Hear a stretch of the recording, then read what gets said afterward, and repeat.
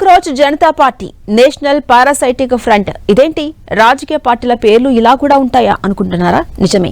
భారతదేశ రాజకీయ ముఖచిత్రంలో గత కొన్ని రోజులుగా ఊహించని సరికొత్త పరిణామాలు చోటు చేసుకుంటున్నాయి.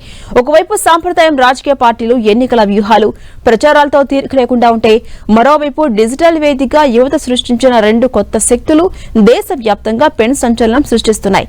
అవే cockroach national party, national parasitic front.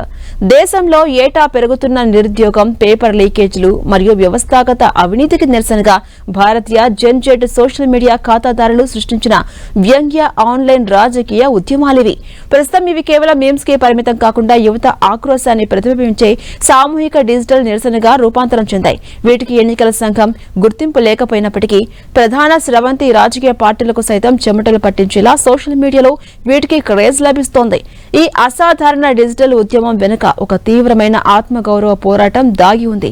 2026 మే మధ్యలో ఒక కోర్టు విచారణ సందర్భంగా సుప్రీంకోర్టు ప్రధాన న్యాయమూర్తి జస్టిస్ సూర్యకాంత్ చేసినటువంటి కొన్ని వివాదాస్పద వ్యాఖ్యల నేపథ్యంలో ఈ నిరసన జ్వాలలు చెలరేగాయి. ఉపాధి అవకాశాలు లేక సోషల్ మీడియా, స్వతంత్ర జర్నలిజం, సమాచార హక్కు చట్టం కింద క్రియాశీలత వైపు మలుతున్నటువంటి నిరుద్యోగ యువతను ఉద్దేశించి వారు వ్యవస్థపై దాడి చేసే బొద్దింకలు, సమాజాన్ని పట్టి పీడించే పరాన్నజీవులు అంటూ ఆయన పోల్చారని వార్తలు బయటకొచ్చాయి.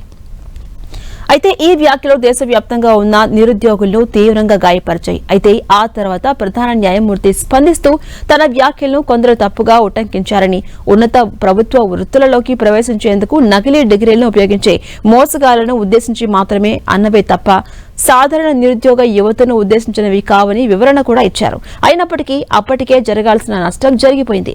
ప్రముఖ డిజిటల్ క్రియేటర్ అభిజిత్ దీప్కే చేతుల మీదుగా మే 16, 2026 స్థాపించిన కాక్రోచ్ జనతా పార్టీ తాను దేశంలోని సోమరిపోతులు, నిరుద్యోగుల అసలైన గొంతుకగా అభివర్ణించుకుంటుంది. లౌకిక సామ్యవాద ప్రజాస్వామ్య సోమరి అనే వ్యంగ్య నినాదంతో సమాజంలో అత్యధికంగా ఉండి కూడా నిరంతరం విస్తరిస్తున్న అణగారిన వర్గం యువతే అనే భావనను ఇది తెరపైకి తీసుకొచ్చింది. ఈ పార్టీ ఒక అధికారిక మేనిఫెస్టోను కూడా రిలీజ్ చేసింది. ఇప్పటికైనా యువత మనోభావాలను గుర్తించి వారి సమస్యలను పరిష్కరించకపోతే భవిష్యత్తులో ఈ మీమ్ పాలిటిక్స్ అసలైన ఎన్నికల రాజకీయాలను శాసించే విధంగా శాసించవచ్చు.